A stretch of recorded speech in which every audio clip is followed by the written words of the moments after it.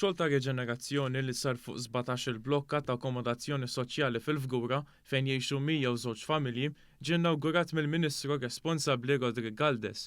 B'investiment ta' madwar 820,000 euro, il-proġett li twettaq mill-Awtorità tad-Djar kien jikkonsisti fit-tisbieħ tal-faċċati kollha tal-blokok, il-partijiet tal-komun u anke l-bjut. Dwar dawn ix-xogħlijiet, il-Ministru għall-Akkomodazzjoni Soċjali u Affordabbli enfasizza fuq l-importanza ta' proġetti simili li komplew jsiru f'postijiet soċjali. Bilan li wkoll nagħtu dera ġdida mill-isbaħ ukoll dan il-oqsma ta' djar importanti li jew fil-lokalità tal-Fgura mhux biss ngħinu lill-komunità imma aħna jinteressana wkoll minn dawk il-familji li jgħixu fl-oqsma ta' djar soċjali li huma l-assi tal-Gvern li bekk qed jagħtu dera mill-isbaħ il-komunità tagħna. U kompla jisqal li l-Awtorità tad-Djar qed twettaq dan ix-xogħol f'bosta lokalitajiet f'pajjiżna biex bekk tiżgura li tolqot numru sostanzjali ta' familji u tagħmel differenza fil-ħajja tagħhom ta' kuljum.